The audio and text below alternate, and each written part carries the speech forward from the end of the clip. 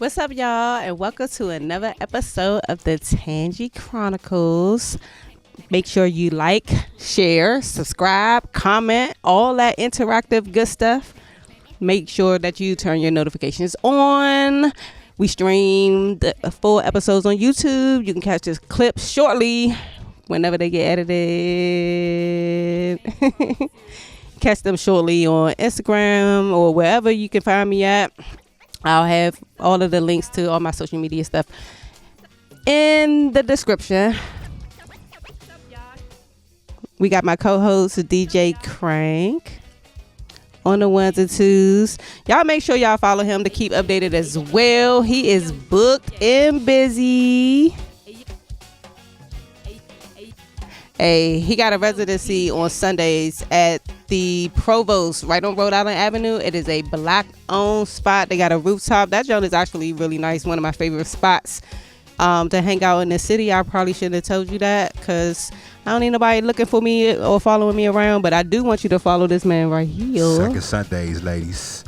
Second Sundays, come to the rooftop. Second Sundays, R&B remix. You know, you're going to hear a little bit of everything. You're going to hear a lot of R&B. You're going to hear go-go. You're going to hear whatever you want to hear. Come say, DJ, play this, please. I need this. I need to hear this.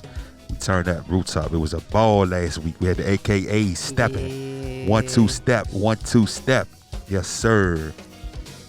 Love your times. Appreciate that plug. No problem. Follow me on the gram. DJ Crank DC _ EALU. Everybody ain't like us. Everybody In ain't case like you you. ain't like us. I mean, in case you ain't know. In case you ain't. In case you ain't know. She don't even know. But you know now. All right, so in this episode we're going to talk about the National Cannabis Festival. It was 420 weekend, and per usual it did not let me down. This year was a little bit different for me because I got an opportunity to work backstage, so I got to see some of my faves and interact with my faves at a different level than usual. So it was different. I got to see the festival basically from the ground up almost, and then what happens, towards the end. And that was a different experience altogether. It's still a lot different than when you actually pay for a ticket, stand in the line for at the gates, and roam around and get to check out the vendors. One thing that I like to bring up early is when you know that it is going to be bad weather, I just say come anyway. I was out there anyway, even though it was more like for work. But if you bought a ticket, you really missed out on a good show on Friday. I can't name all of the acts, but I can name the last two, and that was Black Alley. No, the last two was not. Black Alley was within the last three. They had another band that I do not recall. I don't remember their name. And these days, and they were okay. It really wasn't like my type of music. Maybe that's why I don't remember them as much. But I really wish Black Alley would have performed before Thundercat got on. You familiar with Thundercat, Crank? I know you are. You know Thundercat? Exactly.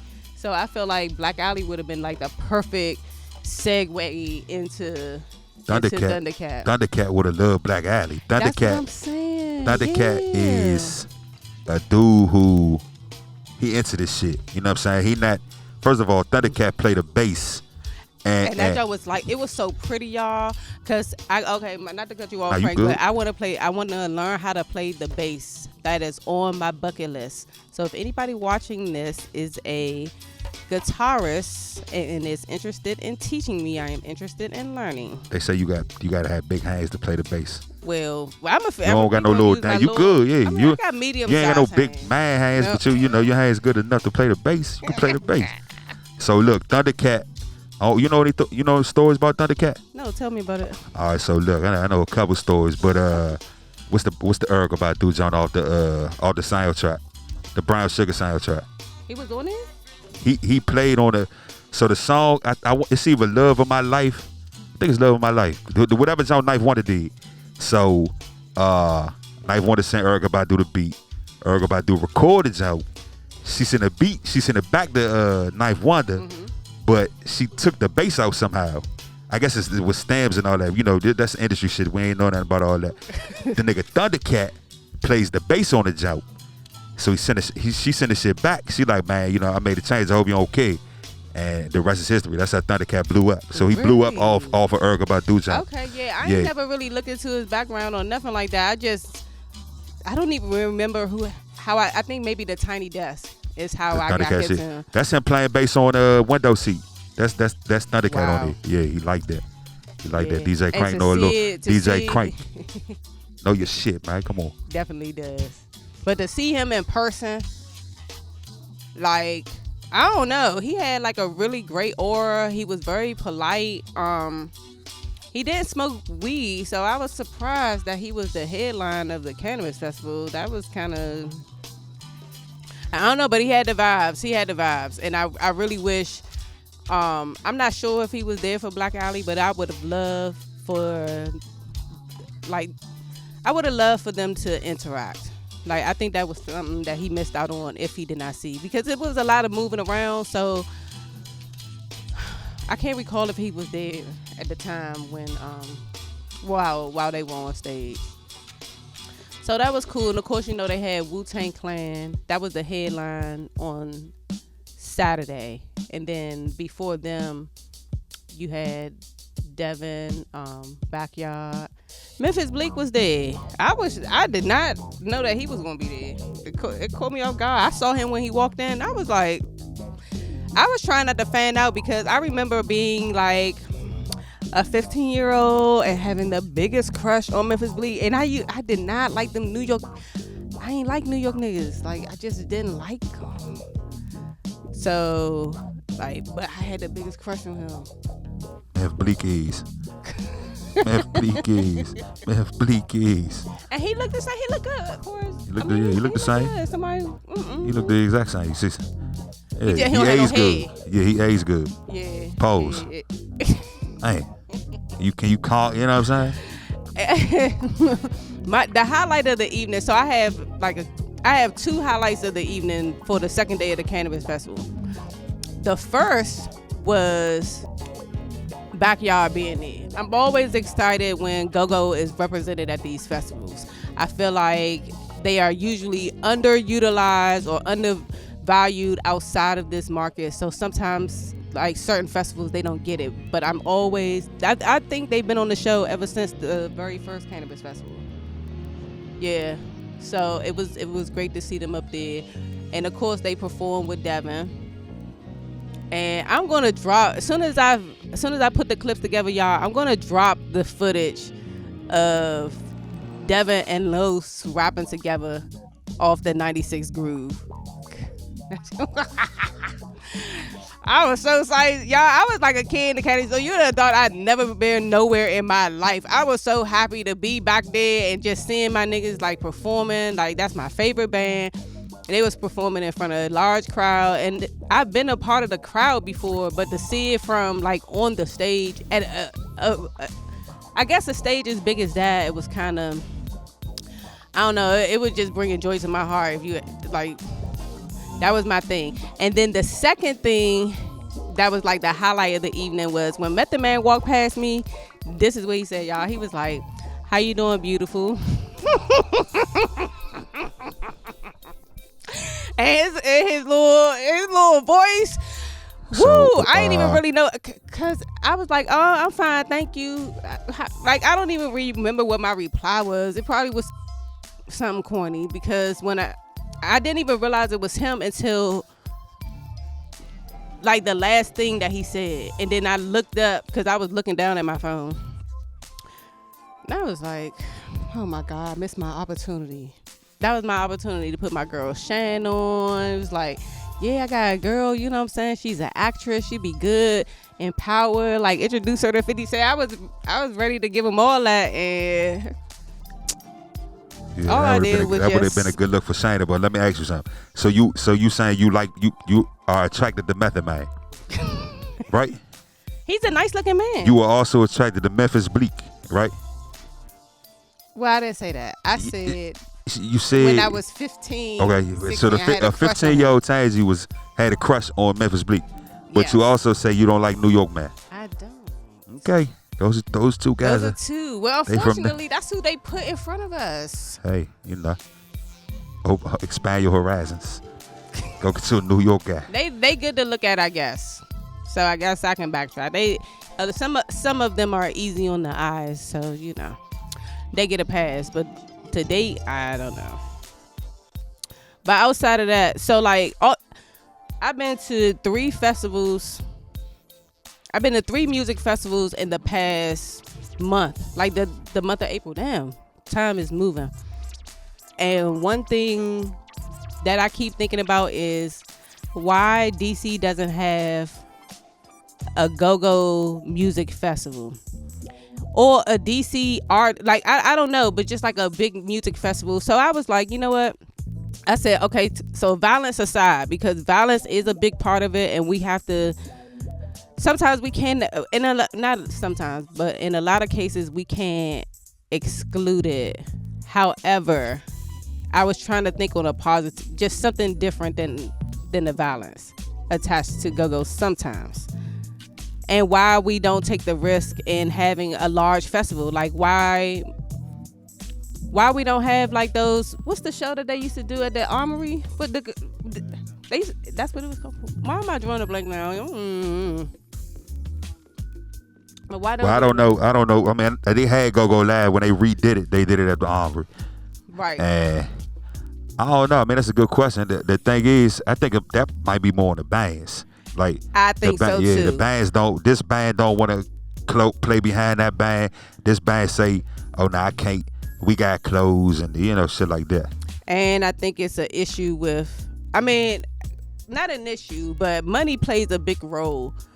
And some shit you gotta do for the culture, though, man. I mean, of course you get paid, but it's for the culture. Go-Go is dying. You gotta do something. You think it ain't? Come on, man. How many young bands you know? I mean, how many young rappers you know? It's maybe one I keep seeing on DMV Hoods and News. Young band? Yeah. So I don't know, but it ain't dying to us, but ain't no teenagers trying to go to the go-go. I'm like, it's so disheartening because, okay, so I think about it like this. If you I think Dreamville was like $300, I think. It may have been less than that, but if I'm not, let's just say it was $300. And that was for 2 days, and I got to see Nicki Minaj, 50 Cent, Jeezy, J. Cole, Lil Yachty, Ray Shrimmer, etc., etc., etc. This other festival I went to where I worked at recently, they had maybe like 10 to 12 EDM DJs. Another festival, they had like all these acts. And I'm like, okay, so what is the issue? Do they think that we're not going to pay the money to go to see like 8 different bands? I figure if people will pay $100 to go see Backyard at whatever venue that they play at on Fridays or Saturdays, you don't think they're going to pay to go to a special event where they can see 6 other bands that they grew up listening to? Outside though, not at an Echo stage. I'm talking about like throwing it at one of the, like at RFK, what do they call it? RFK Festival Grounds or something like that. Like logistically, what do you think it would take? So let's put it out there, because we know a lot of people in the go-go community, from promoters, band members, people who done made money off the PA tapes. We know a lot of people in this industry. So what do you think? Only thing I can say is we don't know what goes on behind the scenes. We're trying to put a go-go together. We don't know what promoters don't want. You know what I'm saying? Like, this promoter got to do it. This promoter's affiliated with this band. This band don't want to play with that band. It's a lot. You know what I'm saying? It's a lot. It's crazy that it's like that today, but it's a whole lot too. And I get it. You know what I'm saying? I get it. Do you think an outsider can come in and do it? I think an outsider might not know they might not know the oh, what word am I looking for? Like the politics involved in and go-go. So they might just come in and be like, hey, we want this band, we got this bag. You know what I'm saying? Let's do it. But do you?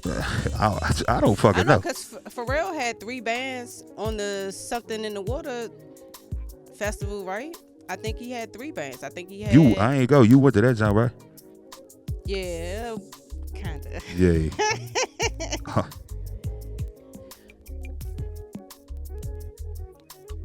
Right, but now this year they don't have not one band. Why do you think that is?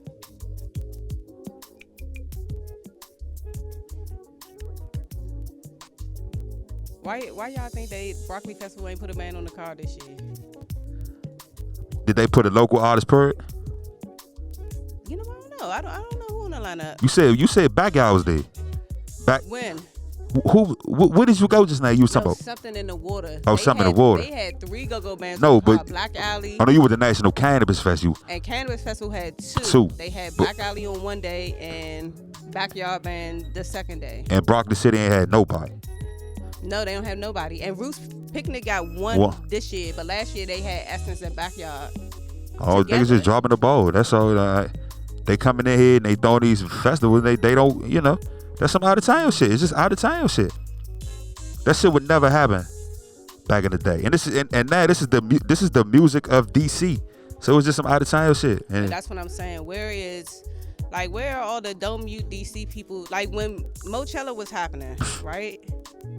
That was bomb. Just imagine if they had something like that, but in a real like festival, like organized form. Like you go there, you show up there with your blanket. You know what I'm saying? Your essentials for the day. It might be I don't know if they could. They don't need to do it 2 days. Like we could do a 1-day go-go festival. A 1-day go-go music festival. I'm just. If I had the money to do it, I would. But that costs a lot of money. I don't even know what the band's asking prices are. And even if I went to them, I mean, who am I? I mean, I am somebody, but I'm in the grand scheme of things, like I'm not a promoter or anything like that where I have this. They're going to be looking at me like, I don't know how they're going to look at me. I can't really say for sure. But that's a dream of mine. So I'm putting it out there in the atmosphere so that people can catch on. Because for real, they don't even have to have it here. They can find a venue out of town and do it. They can have a go-go festival elsewhere. For real. People would travel. We would travel. I think that might work. I think doing it out of town might work. I think it might work. And then once you out of town, you know, the order of the bands ain't really gonna matter. So it don't even have to be that far for real. It could put be that shit in the line. Yeah, it could be North Carolina. It could be Delaware, Eastern Shore, Maryland, like Baltimore. For real. Like it really doesn't even have to be that far.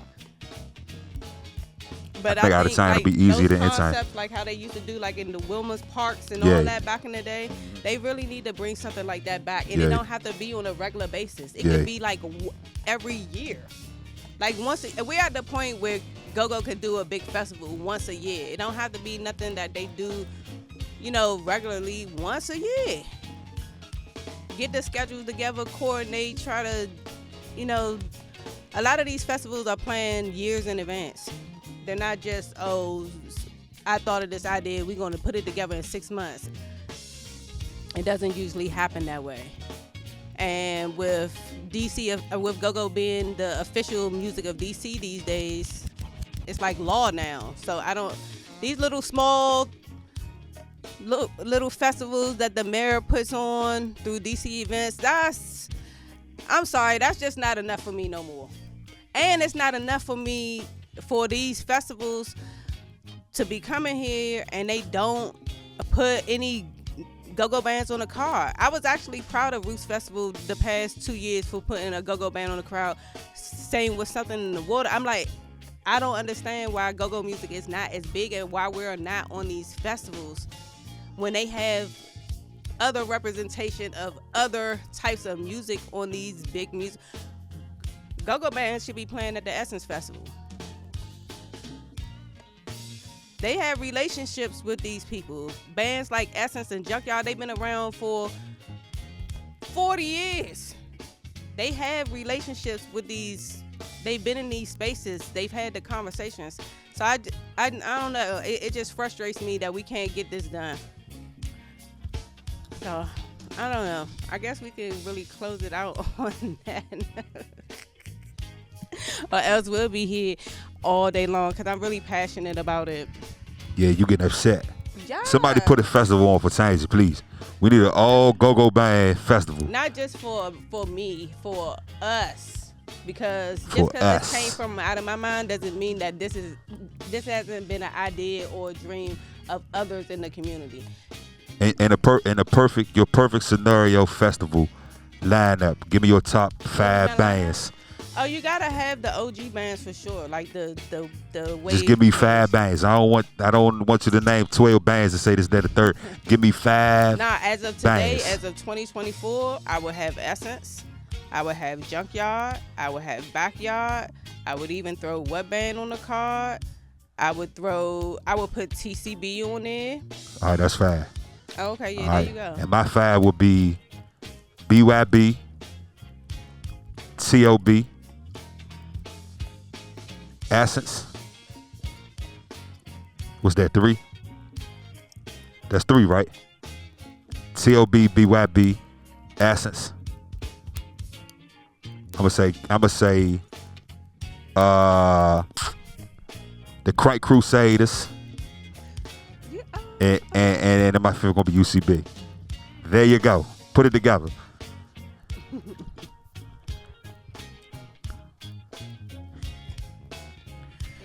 Oh, before we close, if you do decide to take this idea, just remember where you got it from. I recall, like, when Twitter was really, really popping, and I was one of the main people who was saying our go-go bands need to be on these large festivals. Now, look at us now. We getting there slowly but surely. But it's our time. It's my time. It's your time. Real chill, it's your time too. And it's go-go time. This is a good time for DC. We're still black. We still have a black mayor. This is still a black city. No matter how mulatto we become. And, it's no time like the present. Capitalize on all of these, capitalize on the trends and everything that's happening now and make it work. So on that note, this has been a great episode. Next week, I'm not sure. I have so many events lined up coming up. I'm not even sure what next week's episode is going to be about. But maybe the Glow Festival. I don't know. But y'all stay tuned. Again, make sure you like, comment, subscribe, share. Check us out on all the social media platforms. I'm going up on Twitter. The traction on Twitter, I don't know what's been going on, but the algorithm all shouted me out, and now I'm working on something so I can get Kanye's attention, because we got to talk about these pods. But we ain't about to do that right now today. All right, y'all. This is Brooke signing off for the Tangi Chronicles. Good night.